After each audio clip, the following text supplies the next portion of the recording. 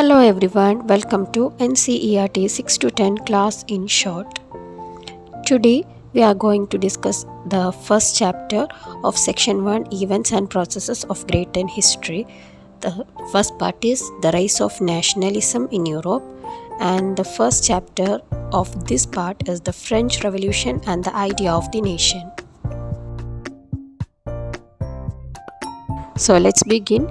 The first clear expression of nationalism came with the French Revolution in 1789. France was a full-fledged territorial state in 1789 under the rule of an absolute monarch. The political and constitutional changes that came in the wake of the French Revolution led to the transfer of sovereignty from the monarchy to a body of citizens. The revolution proclaimed that it was the people who would henceforth constitute the nation and shape its destiny.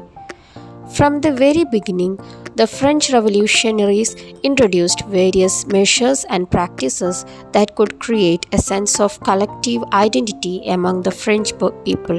The ideas of la patrie, that means the fatherland, and the les citoyens, that means the citizens, emphasize the notion of a united community enjoying equal rights under a constitution.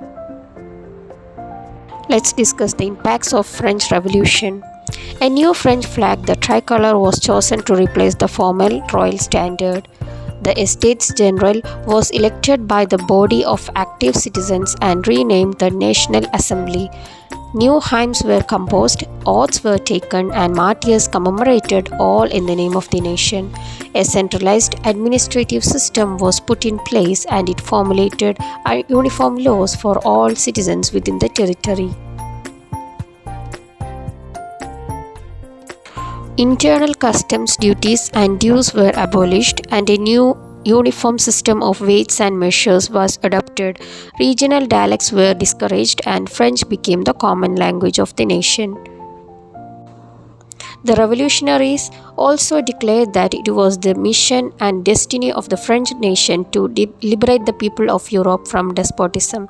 In other words, to help other people of Europe to become nations.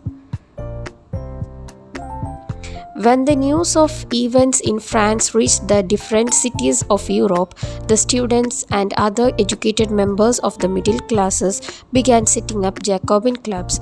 Their activities and campaigns prepared the way for the French armies, which moved into Holland, Belgium, Switzerland, and much of Italy in the 1790s.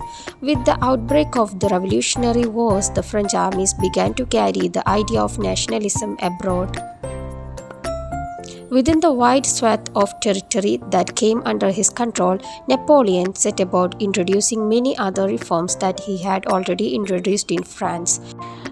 Though a return to monarchy, Napoleon had, no doubt, destroyed the democracy in France, but in the administrative field he had incorporated revolutionary principles in order to make the whole system rational and efficient.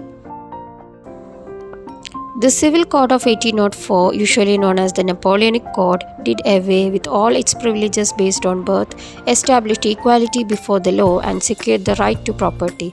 This code was exported to the regions under French control. In the Dutch Republic, in Switzerland, in Italy, and Germany, Napoleon simplified administrative divisions, abolished the feudal systems, freed the peasants from serfdom and manorial dues. In the towns too, guild restrictions were removed. Transport and communication systems were improved. Peasants, artisans, workers, and new businessmen enjoyed a newfound freedom. These were some of the improvements in Europe during the period of Napoleon. Businessmen and small-scale producers of goods began to realize that the uniform laws, standardized weights and measures, and a common national currency would facilitate the movement and exchange of goods and capitals from one region to the other. Here in the right you can see the greatest extent of the Napoleonic Empire during the year 1812. The Napoleonic Empire can be seen here. The green portions are the states under Napoleon's control, and purple states allied with Napoleon. However, in the areas conquered, the reactions of the local people to French rule were mixed. Initially, in many places such as Holland and Switzerland, cities like Brussels, Mainz, Milan, and Warsaw, the French armies were welcomed as harbingers of liberty. But the initial enthusiasm soon turned to hostility as it became clear that the new administrative arrangements did not go hand in hand with political freedom. As a result, there began some disadvantages.